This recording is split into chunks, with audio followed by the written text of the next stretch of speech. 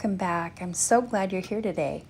For those of you who are new here, I am Natalie, married to my husband Jason, and we live on a small farm where we have been raising our family. It has been so unusually warm here that the last week of February was around 83, 84 degrees, and my peaches and pear trees were starting to sprout, and some of them were actually blooming. And I thought, oh no, we're going to get this weird, wild storm that's going to come in, snow on everything, and leave within like a 24-hour period. And it's going to kill our blooms. We're not going to have any fruit on the trees. So we're trying to take advantage of this great weather of putting this fence line in before the mosquitoes come out.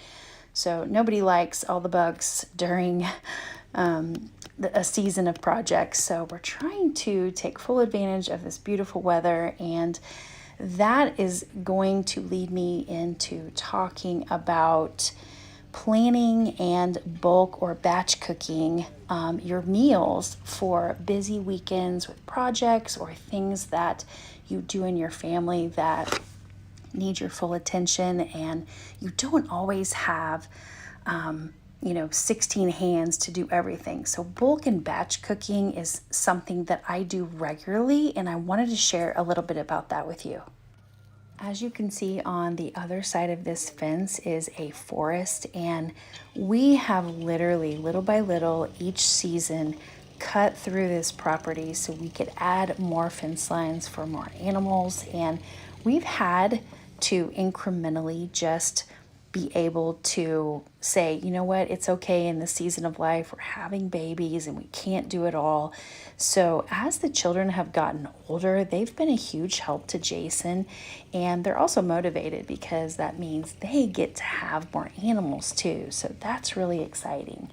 And I'm able to be in the kitchen more, and that's important to me. So I want to be available to help where I'm needed come the weekend.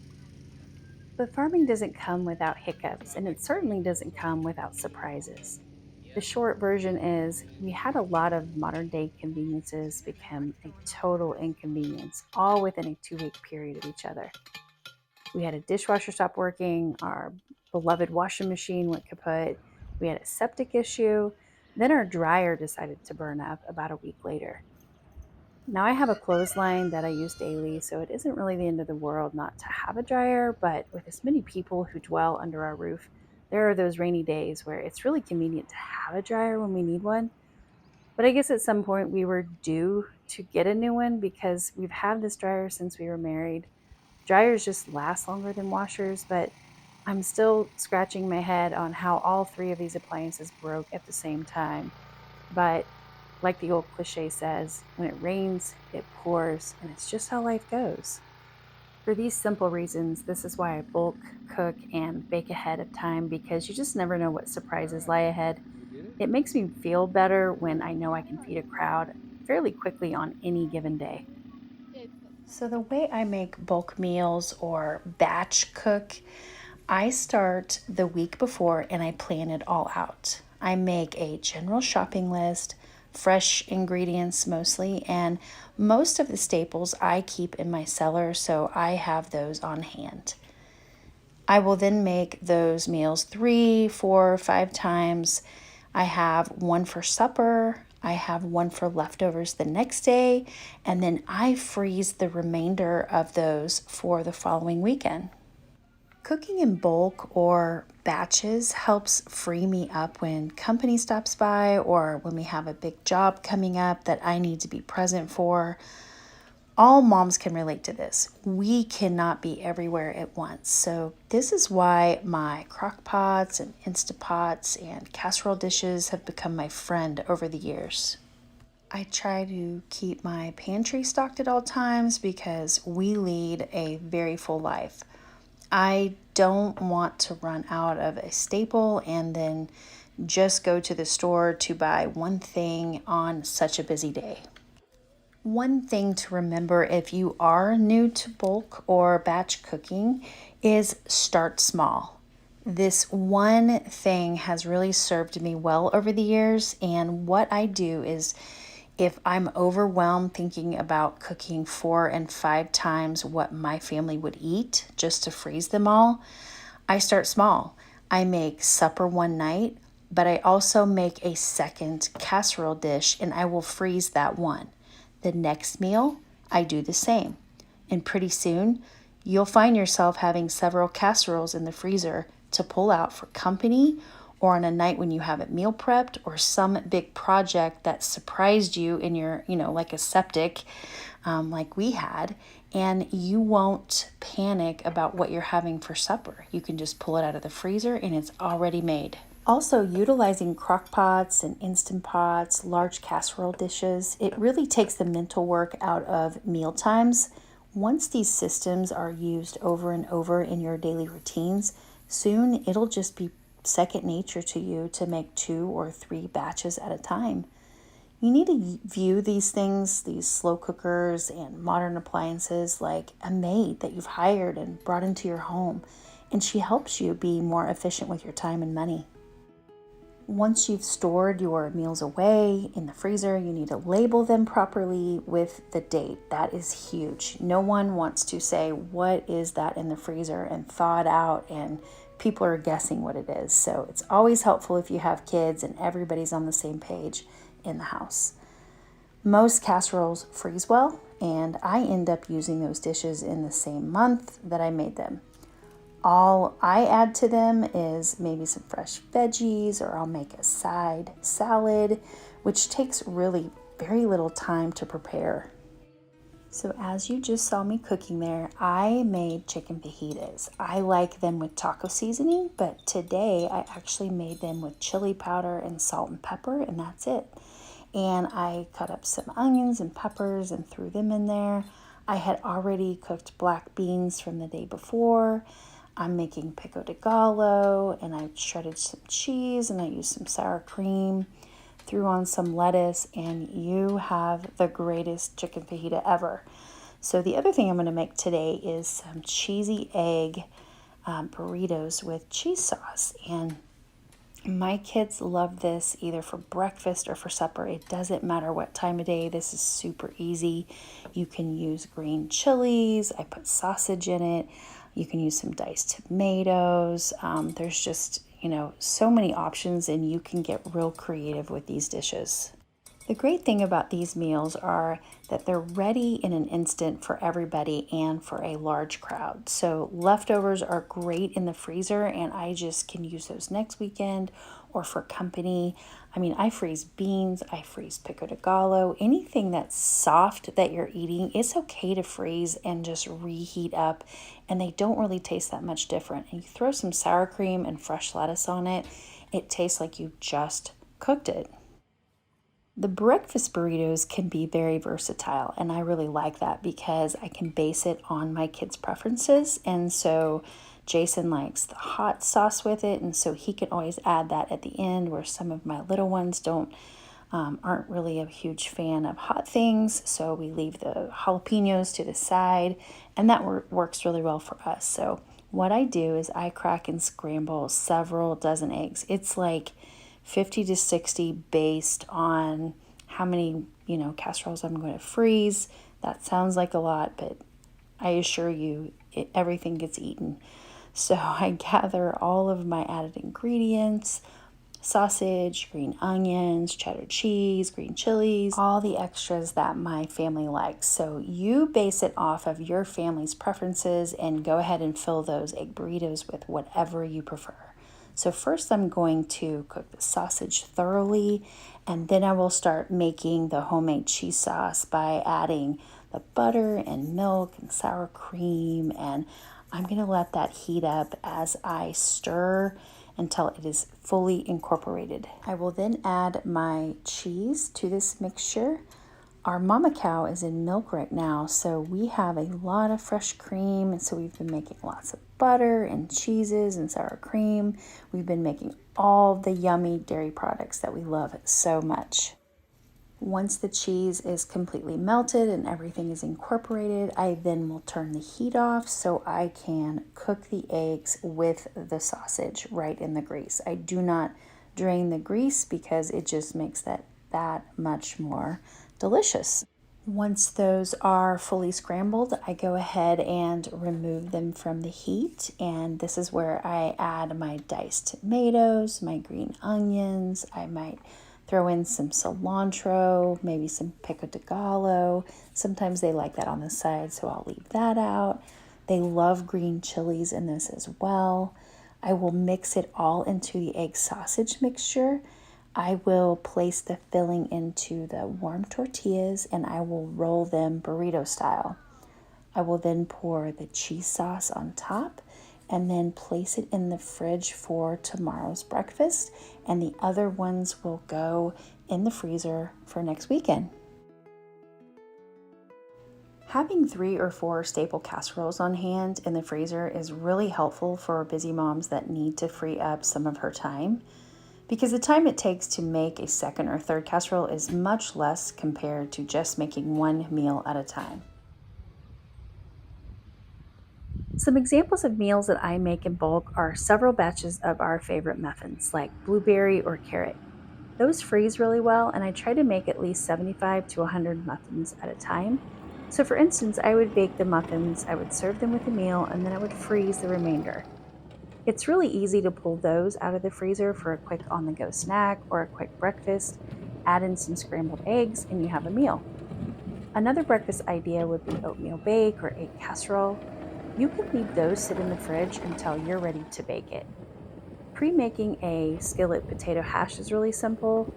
Make a large batch and then freeze half of it for the next week's breakfast. Pancakes also freeze really well. That morning, I will pull those from the freezer and I'll just add some bacon and eggs for a full meal.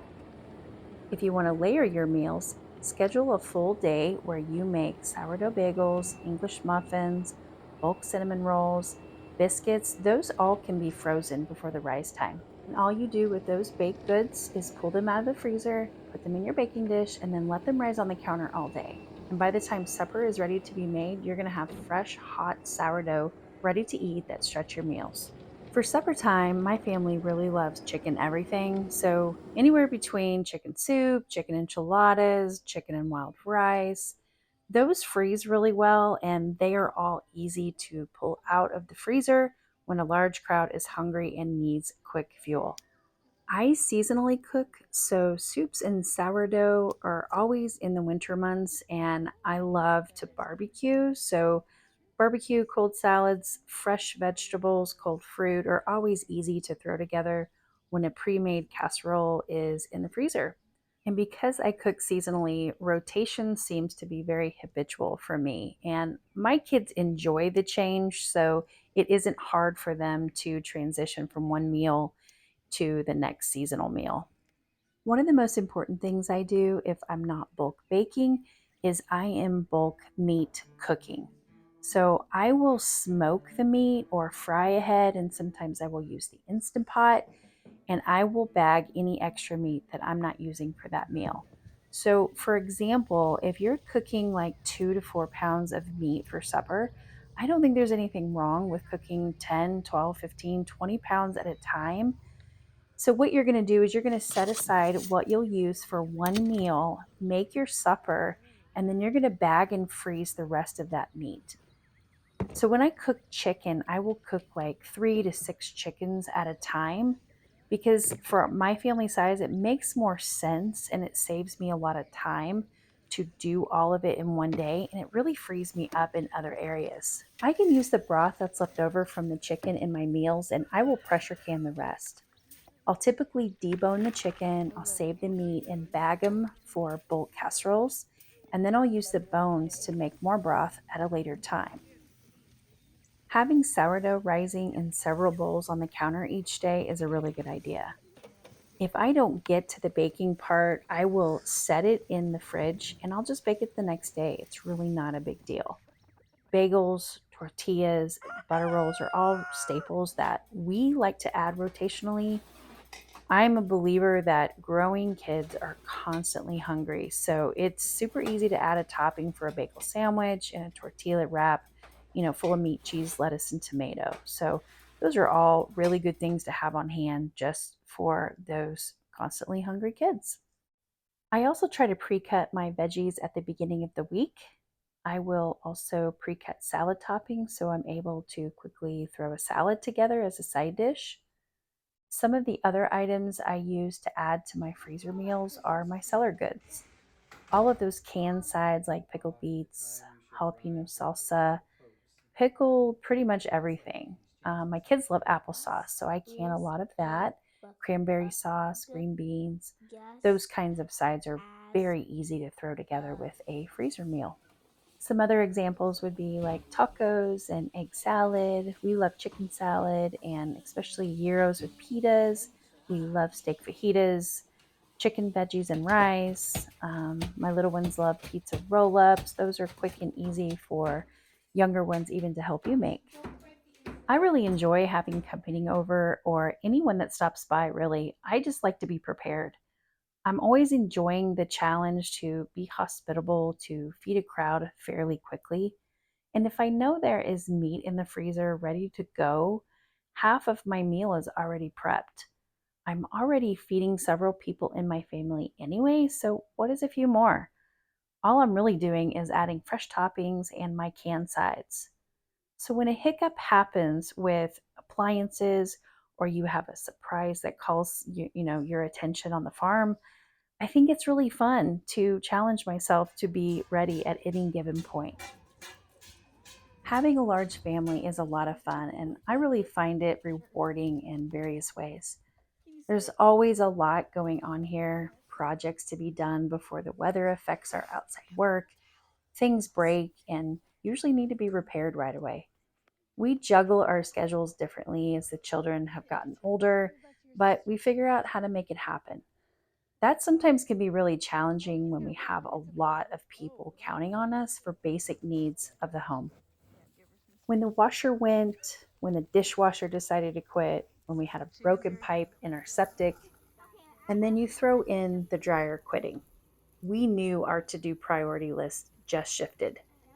Some of those commitments were going to just have to be canceled or put on hold. It was a little mind boggling trying to manage what we were tackling first, but the one thing that wasn't on my mind were the basics. I had several meals frozen. I had soup canned from December. I had cooked meat already bagged in the freezer. So, when one huge priority is taken care of in your home and you use that system as a way to be efficient with your time and energy, all of those other things will feel like you can just roll with the punches. Well, of course, I was really praying that my freezer didn't decide to die either. But as we build upon what we know to be true, we can then take a step back and evaluate our priorities, which is our families. They come before everything else, and then we can start managing from there.